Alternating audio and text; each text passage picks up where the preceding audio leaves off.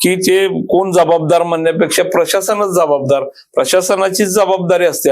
लोकप्रतिनिधी काय बी सांगाल होतं मला, शेवटी तुम्हाला त्या कर्मचारी, तुम्ही स्वतः कर्मचारी आहे, तुम्हाला त्याचं हिच लक्षात येत नाही का? मी रस्त्यावरचा कार्यकर्ता आहे.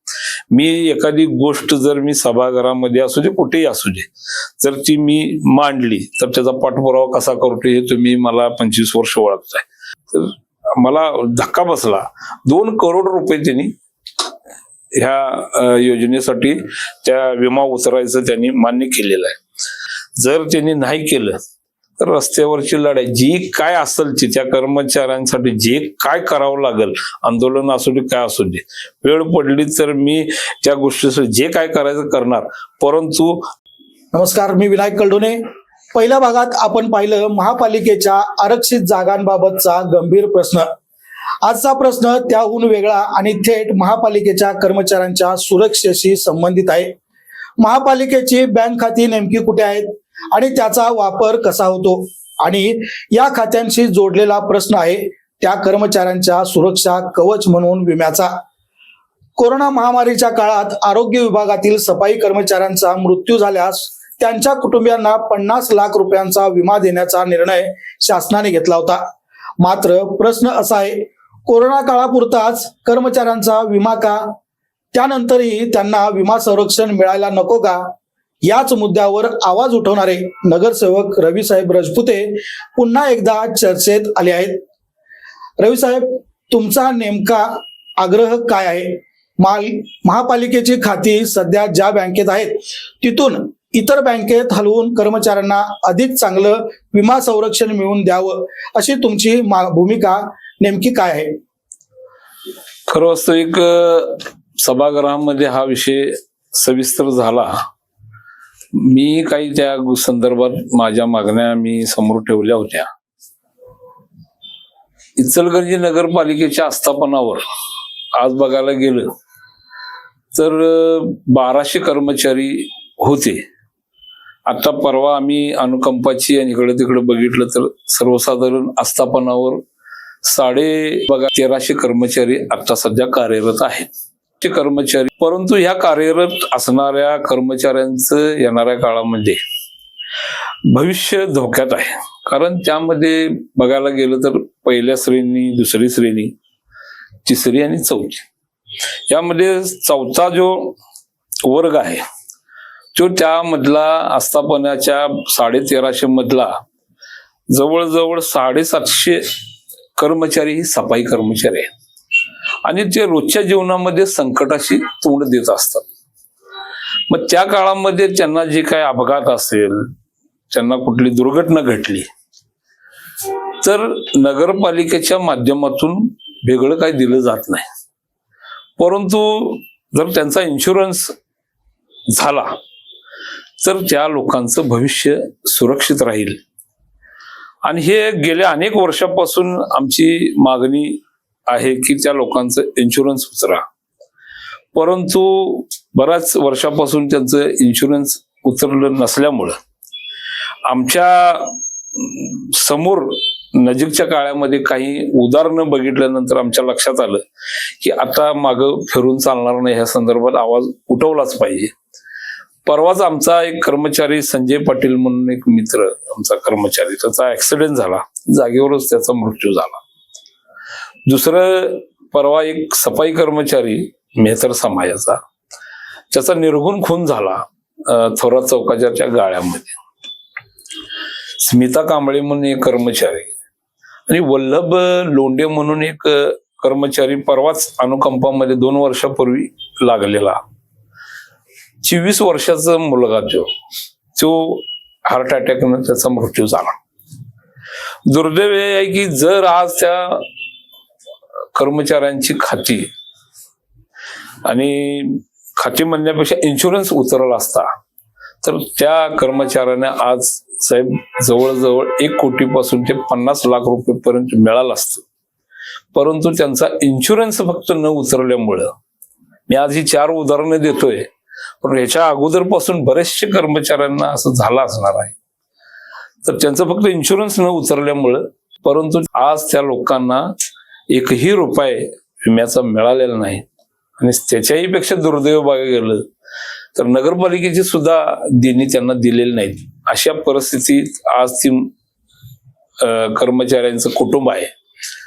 आज खरं बघायला गेलं तर मी ज्या वेळेस डीपली माहिती घेतली की खरोखर बाबा ह्या लोकांना काय अडचणी आहेत, विमा उतरायला नेमक्या काय अडचणी आहेत, हे मी बघत ज्यावेळेस गेलो त्यावेळेस मी ज्या ठिकाणी ह्या कर्मचाऱ्यांची खाती आहेत लोकांना काय IDBI बँकेमध्ये मी जाऊन स्वतः भेटलो, त्यांना विचारलं की तुम्ही आम्हाला काय काय सुविधा देता. त्यावेळेस तर त्यांनी सांगितलं की आमच्या इथं खाते आहेत, आम्ही वेळेवर पगार देतोय, आम्ही आमचं जे काय तुमचं जे शासनाकडून येणारे जे काय पैसे आहेत ते वेळोवेळी तुम्ही जसं सांगशील तसं करू. काय हे त्यांचं काम आहे, त्याच्या संदर्भात त्यांना जे काय मिळायचं ते मिळतच असणार आहे. परंतु कर्मचाऱ्यांना काय देत आहे, कर्मचाऱ्यांना त्यांनी काही देत नाहीत ही वस्तुस्थिती. तसंच मी दुसऱ्याही बँकेमध्ये शासकीय बँकेमध्ये भेट दिली, त्यांना विचारलं की बाबा तुम्ही आम्हाला काय सुविधा देऊ शकताय कर्मचारी. तसं धक्कादायक बाब म्हणजे याच्या अगोदर सुद्धा ही चर्चा झाली प्रशासक काळामध्ये. तर बडोदा बँकेमध्ये ही खाती जवळजवळ 350 ते 400 कर्मचाऱ्यांची उघडली होती, यासाठी की त्यांनी काही सुविधा देतो म्हणून सांगितल्या विम्याच्या. SBI बँकेमध्ये सुद्धा खाती उघडली होती. काय कारण झालं मला माहित नाही की त्या खाती उघडली पण तिथं पगार जमा केला नाही, झाला नाही. जर आज 2-2.5 वर्षापूर्वी ह्या लोकांची खाती तिथं कंटिन्यू असेल, तिथं पगार जमा असता आणि इन्शुरन्सच्या बँकेनं देतो म्हणून सांगितलं होतं, म्हणजे विमा यांचा उचलतो मोफत, तर आज जी मी नावं घेतली तेव्हा आमचा संदीप पाटील असू दे, आमचा स्मिता कांबळे, आमचा लोंढे, आमचा तो अग्रवाल म्हणून जो सफाई कामगारी आहे त्यांना जवळजवळ 1 कोटी ते 50 लाख रुपये मिळाले असते. हेच भविष्यात होणे तर एक बँक देतच नाही, कुठलीही सुविधा देत नाही, मग त्या बँकेमध्ये खाती तिथं ठेवून आर्थिक व्यवहार तिथं ठेवायचा अट्टहास कशासाठी आणि कुणाचा, हा जबाब मी सभागृहामध्ये विचारला. आणि त्यामध्ये आमचे परवा सफाई कामगारांचे आयोग सुद्धा आले होते. आयोगाचे आमचे अध्यक्ष शेरसिंग उर्फ सतीश ढागोर यांनी डायरेक्ट आयुक्तांना आणि अकाउंटंटना डायरेक्ट आदेश दिलेले आहेत की कसल्याही परिस्थितीत येणाऱ्या काळामध्ये ज्या बँका जास्तीत जास्त सुविधा देतात कर्मचाऱ्यांच्या हिताच्या, यांनी त्याच बँकेकडून तुम्ही खाती उघडा आणि ते ठिकाणी त्यांचा पगार हे करा, जेणेकरून त्या लोकांना सुविधा मिळतील. तेच गोष्टी मी सभागृहामध्ये मांडल्या आणि मी सांगितलं की ज्या बँकेना मी भेटून आलोय, मी काही बँकेना, मी असं म्हणत नाही विशिष्ट एका बँकेला द्या, माझं असं मत आहे की जी बँक कर्मचाऱ्यांच्या ह्याच्यासाठी, शिपाई असू दे, सफाई कामगार असू दे, अधिकारी असू दे, आयुक्त सुद्धा त्यात येतात. माझं असं मत आहे की त्यांना सुद्धा उद्या या सुविधेपासून वंचित राहावं लागणार आहे. तर मी त्या बँकेमध्ये काही गेलो, त्यामध्ये मी माहिती घेतली, तर त्या बँकेने काही मला असं सांगितलं की आता सध्या आमचा जो पगार आज GST सुरू असल्या आमच्याकडे महानगरपालिकेला सुरू झालाय, तर 2-3 महिने GST येणार नाही. हे मी त्यांना म्हटलं की अशी परिस्थिती आहे, तर तुम्ही काय आम्हाला सुविधा देणार. तर त्यांनी सांगितलं की आम्ही 3 महिन्याचा पगार त्या ठिकाणी त्याच्या खात्यावर आम्ही देणार. जरूर त्याचा पगार अगर होऊ दे, वेळेत पैसे येऊ दे, अगर नाही येऊ दे तर त्याचा पगार त्या तारखेला त्याला देणार, अशा पद्धतीच्या बँकांनी तयारी दर्शवली. त्याच पद्धतीनं अपघात मृत्यूसाठी त्यांनी जे विमेचं आम्हाला रक्कम सांगितली, तर मला धक्का बसला. 2 करोड रुपये त्यांनी ह्या योजनेसाठी त्या विमा उतरायचं त्यांनी मान्य केलेलं आहे. त्यामध्ये कुठल्याही पद्धतीची किमान वेतनाची अट सुद्धा त्यांनी घातलेली आहे. हवाई अपघाती विम्यासाठी 2 कोटी रुपये, कर्मचाऱ्यांच्या मुलांच्या शिक्षणासाठी 10 लाख रुपये, त्याच पद्धतीनं कायमस्वरूपी अपंगत्व जर आलं तर जवळजवळ 2 कोटी रुपये, त्याच पद्धतीनं अंशतः अपंगत्व आलं तर 1 कोटी रुपये. मुलींच्या विवाहासाठी सहाय्य विमा 18 ते 25 वयाच्या मुलींसाठी 10 लाख रुपये ते 5 लाख रुपये. मृतदेह वाहतूक अंत्यसंस्काराचा खर्च म्हणजे बघा ज्याला सुद्धा 50 लाख रुपये. रुग्णसेविका खर्च परतावा कमाल 50 लाख रुपये. मृतदेह वाहतूक आयात केलेल्या औषधांच्या खरेदी वाहतूक खर्चासाठी 5 लाख रुपये. आणि सगळ्यात महत्वाचं म्हणजे आता सध्या सुरू असलेला सायबर क्राईम त्याला संरक्षण म्हणून 10 लाख रुपये. वेतनाचा ऍडव्हान्स म्हणून निव्वळ वेतना इतकाच द्यायचा ते मी सुरुवातीला सांगितलं. मी त्यांना हे सगळं सोडून सुद्धा मी काही बँकेशी बोललो की तुम्ही मेडिक्लेम सुद्धा यात धरा. आणि त्याच्याही पेक्षा धोकादायक अग्निशामकची जे आमचा विभाग आहे तो तर रोज या गोष्टीची मृत्यूशी तोंड देत असतो. त्यांच्यासाठी काहीतरी वेगळं विमा उतरवा ही मी माझ्या सूचना त्या बँकेशी केल्यात आणि त्या सगळ्या बँका हे देण्यासाठी सध्या ऍग्री आहेत. त्या पद्धतीने त्यांना पत्रव्यवहार सुद्धा केलेला आहे. महापालिकेच्या कर्मचाऱ्यांचे पगार याच बँकेमार्फत करण्यामागे प्रशासनाचा आग्रह आहे की त्यामध्ये लोकप्रतिनिधींचा सहभाग आहे? मी माहिती मला जी मिळाली आम्ही येऊन आता 6 महिने झालोय त्यामुळे आमच्या लोकप्रतिनिधी याच्या अगोदर सुद्धा त्याच बँकेत होतं. बडोदा बँकेतलं खाती तुम्ही सांगितलं बडोदा बँकेत खाती जाऊ दिली नाही. त्या काळात प्रशासकीय काळच होता. मी असं म्हणत नाही प्रशासकीय काळामधलीच घटना सांगायला लागलोय तुम्हाला. आता जी IDBI बँकेची जी खाती आहे ती प्रशासकीय काळामध्ये होती त्याच्या अगोदर सुद्धा होतीच. परंतु खाती होती याचा अर्थ पुढे त्यांनी सुविधा देत नसले आणि त्याच 5 वर्ष जो प्रशासकीय काळ होता त्यामध्ये त्याच बँकेत खाते असल्यामुळं आम्ही त्या आमचे जे कॅफो आहे त्यांनाच मी म्हटलं की मी आमचे जे कर्मचाऱ्यांचे जे पैसे तुमच्या चुकीमुळं त्या IDBI बँकेमुळे त्या खात्याने सुविधा काय देत नाहीत म्हणून आमचे जे पैसे विम्याचे मिळाले नाहीत विमा उतरला नाही त्याला जबाबदार सुद्धा मी त्या आमच्या कॅफोलाच पकडलोय सभागृहामध्ये. त्यामुळे तुम्ही जे म्हणा लागलाय की ते कोण जबाबदार म्हणण्यापेक्षा प्रशासनच जबाबदार. प्रशासनाचीच जबाबदारी असते. लोकप्रतिनिधी काय बी सांगाल हो तुम्हाला शेवटी तुम्हाला त्या कर्मचारी तुम्ही स्वतः कर्मचारी आहे तुम्हाला त्याचं हित लक्षात येत नाही काय. त्यामुळे ते जे सुविधा तिथे प्रशासनाने द्यायला पाहिजे होतं असं माझं मत आहे. तुमच्या माहितीनुसार किती कर्मचाऱ्यांचा मृत्यू झालाय आणि त्यांच्या कुटुंबियांना विम्याच्या माध्यमातून किती आर्थिक मदत मिळू शकते? जे सुविधा आता प्रशासनाने पाठीमागचं सांगायला गेलो तर बऱ्याच कर्मचाऱ्यांना नुकसान झालं असेल.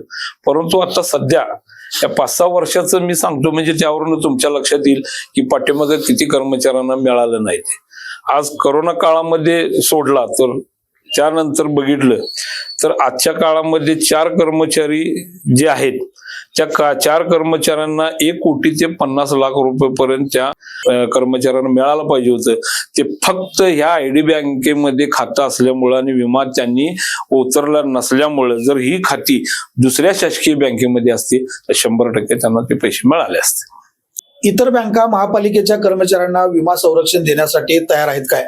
आणि जर पर्याय उपलब्ध असतील तर मग सध्याची व्यवस्था बदलण्यास अडचण काय आहे? त्यासाठीच तो विषय मी सभागृहामध्ये मांडला होता की ह्या बँकेत सुविधा मिळत नाहीत म्हणून मी महापौरांना सभेमध्ये सांगितलं. त्यांना सांगितलं की तुम्ही स्वतः यात लक्ष घाला. तर महापौरांनी त्या संदर्भात एक समिती केलेली आहे. त्या समितीमध्ये स्वतः महापौर असतील उपमहापौर असतील आयुक्त असतील मला स्वतःला सुद्धा त्या कमिटीमध्ये त्यांनी घेतलेलं आहे. त्याच पद्धतीनं आमचे गटनेते विठ्ठल चोपडे आणि विरोधी पक्ष नेते उदय पाटील यांची एक समिती केलेली आहे की त्या समितीने इतर ज्या शासकीय बँका आहेत त्या सगळ्यांना तुम्ही कर्मचाऱ्यांना कुठल्या कुठल्या सुविधा या ठिकाणी देणार आहेत त्यासाठी त्यांची पत्रव्यवहार त्यांच्याशी केलेला आहे. तो मी आवाज उठवल्यानंतर आमच्या आयोग आल्यानंतर तर तो पत्रव्यवहार आता सुरू आहे. एक आठवड्याभरामध्ये सगळ्या बँकेच्या सगळ्या ज्या काय आम्हाला कर्मचाऱ्यांच्या सुविधा देणार आहेत ज्या इन्शुरन्स पासून ते मेडिक्लेम पर्यंत त्या सगळ्या एकत्र करून त्या संदर्भात ह्या समितीनं निर्णय घ्यायचा असं ठरलेलं आहे. बाकी एक पक्क झालेलं आहे की जिथं सुविधा जास्तीत जास्त जी बँक देणार शासकीय त्या बँकेमध्ये त्यांची खाती उघडणार, त्यामध्ये पगार जमा होणार, असा बाकी निर्णय आम्ही भविष्यात करणार आहोत. केलाय. तुम्ही हा मुद्दा महासभेत उपस्थित केला. आता प्रशासनाकडून तुम्हाला कोणत्या निर्णयाची अपेक्षा आहे? प्रशासनानं तेच मी मगाशी सांगितलं की प्रशासनानं आता लवकरात लवकर जी आम्ही नजीकच्या काळामध्ये जी आम्ही बँक जी फायनल होईल, ज्या जास्तीत जास्त सुविधा देतील त्या बँकेमध्ये ती खाती लवकरात लवकर कशी उघडतील. कारण जवळजवळ 1300 कर्मचारी आहेत. 1350 कर्मचाऱ्यांच्या केवायसी असू दे, त्यांचे फोटो असू दे, या गोष्टीला थोडा वेळ लागणार. हे आम्ही ती वस्तुस्थिती आहे. परंतु ती लवकर कशी होईल त्यासाठी सुट्टीचा दिवस बी असू दे, त्या दिवशी सुद्धा या कर्मचाऱ्यांची केवायसी करून त्यांची खाती उघडून त्या आम्ही जी ठरलेली म्हणजे समिती ठरवल त्या बँकेमध्ये जास्तीत जास्त सुविधा देणाऱ्या ती लवकरात लवकर करून तो पगार त्या ठिकाणी जमा करावा, त्यांचा इन्शुरन्स उचलून घ्यावा, हे प्रशासनानं लक्ष घालावं, ह्या त्यांच्याकडनं अपेक्षा आहेत. त्यांनी जरी लवकर नाही केलं आम्ही आहेच, आमचं लक्ष आहे त्यावर. कारण का जर प्रशासनानं या मागणीकडे दुर्लक्ष केलं तर तुमची भूमिका पुढची काय असणार आहे? बघा, तुम्ही बरेच वर्ष मला कल्डोन साहेब ओळखता. मी रस्त्यावरचा कार्यकर्ता आहे. मी एखादी गोष्ट जर मी सभागृहामध्ये असू दे, कुठेही असू दे, जर ती मी मांडली तर त्याचा पाठपुरावा कसा करतो हे तुम्ही मला 25 वर्ष ओळखताय. जर त्यांनी नाही केलं तर रस्त्यावरची लढाई जी काय असेल ती त्या कर्मचाऱ्यांसाठी जे काय करावं लागेल, आंदोलन असू दे काय असू दे, वेळ पडली तर मी त्या गोष्टीसाठी जे काय करायचं करणार. परंतु लवकरात लवकर त्या लोकांचा इन्शुरन्स आम्ही उतरून घेणार. एखाद्या कर्मचाऱ्याचा दुर्दैवी मृत्यू झाला की त्याच्या कुटुंबावर मोठं संकट कोसळतं. विम्याची रक्कम त्या व्यक्तीची जागा घेऊ शकत नाही, पण कुटुंबाला पुढचं आयुष्य जगण्यासाठी आर्थिक आधार नक्की देऊ शकते. म्हणूनच कर्मचाऱ्यांच्या विम्याचा प्रश्न हा केवळ बँक किंवा प्रशासनाचा विषय नसून त्यांच्या कुटुंबियांच्या सुरक्षिततेचा प्रश्न आहे. तुमच्या मते महापालिकेने याबाबत आता तातडीने कोणता निर्णय घ्यायला हवा? प्रशासनानं तेच मी मगाशी सांगितलं की प्रशासनानं आता लवकरात लवकर जी आम्ही नजीकच्या काळामध्ये जी आम्ही बँक जी फायनल होईल, ज्या जास्तीत जास्त सुविधा देतील त्या बँकेमध्ये ती खाती लवकरात लवकर कशी उघडतील. कारण जवळजवळ 1350 कर्मचारी आहेत. 1350 कर्मचाऱ्यांच्या केवायसी असू दे, त्यांचे फोटो असू दे, या गोष्टीला थोडा वेळ लागणार. हे आम्ही ती वस्तुस्थिती आहे.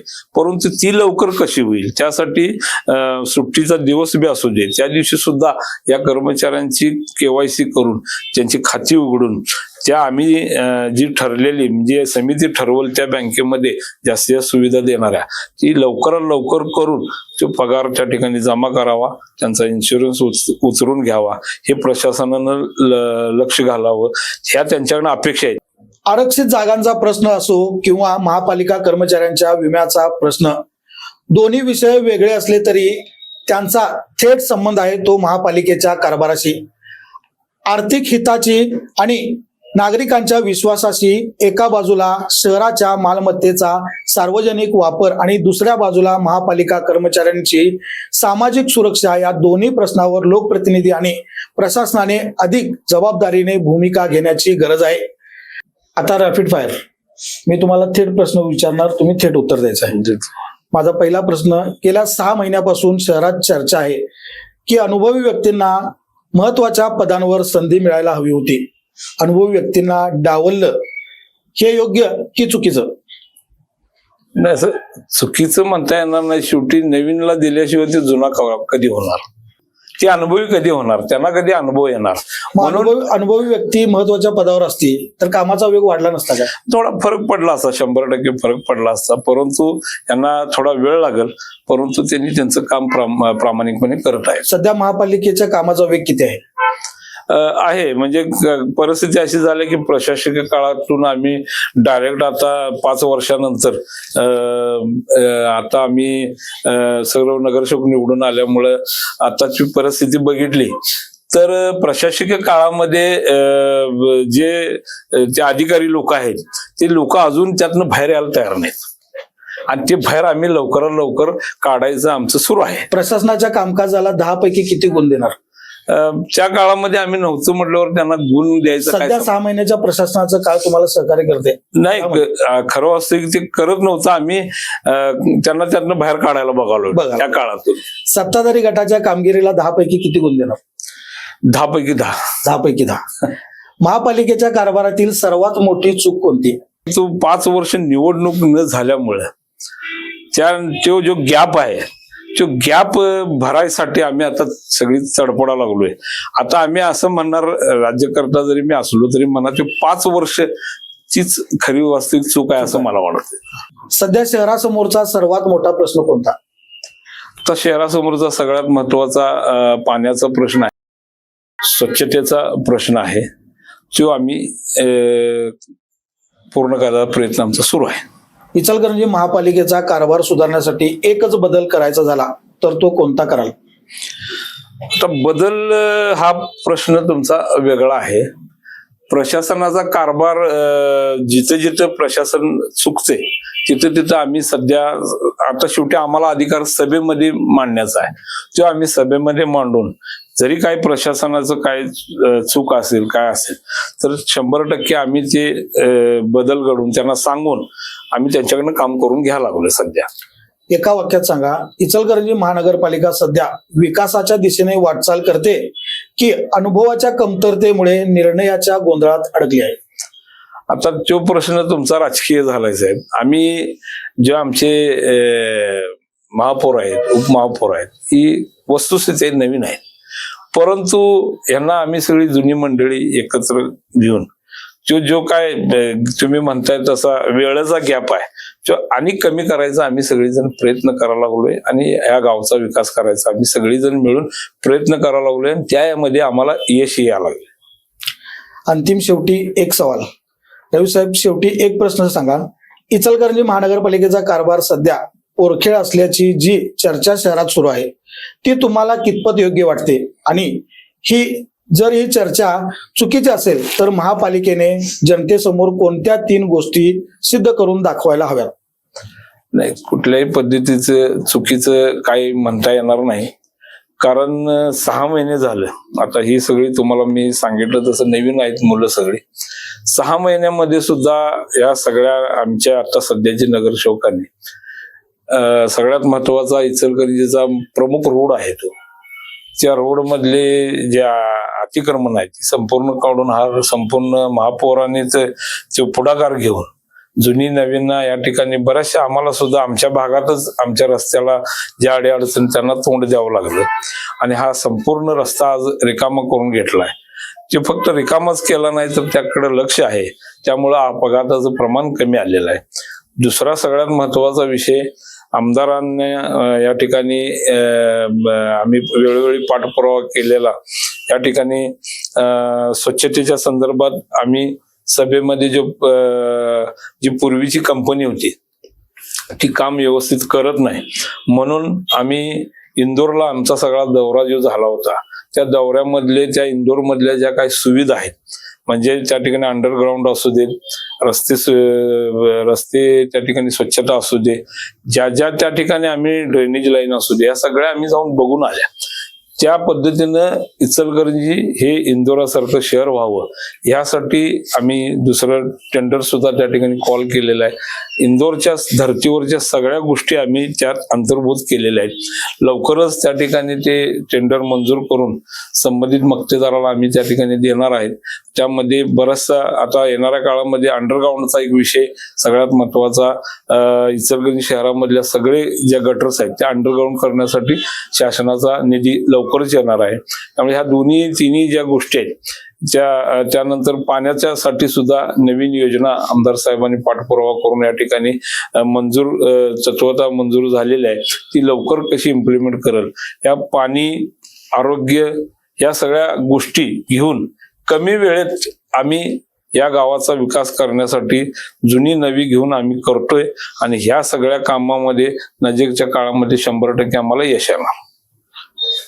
रवी साहेब, आपण माय महाराष्ट्र स्टुडिओमध्ये आलात आणि स्टुडिओमध्ये येऊन तुम्ही शहराच्या ज्वलंत आणि महत्वाच्या प्रश्नावर सविस्तर शिवाय विस्तृत चर्चा केली आणि आमच्या प्रत्येक प्रश्नाला परखड, स्पष्ट आणि सडेतोड उत्तर दिले. याबद्दल माय महाराष्ट्राच्या संपूर्ण टीमच्या वतीने आपले मनपूर्वक आभार मानतो. आणि दर्शक हो, अशाच सडेतोड मुलाखती, वस्तुनिष्ठ बातम्या आणि शहराच्या प्रश्नांचा थेट वेध घेण्यासाठी माय महाराष्ट्राला नक्की फॉलो करा. माय महाराष्ट्र पाहत राहा, जोडलेले राहा आणि जनतेच्या प्रश्नासाठी आमच्या सोबत उभे राहा. धन्यवाद.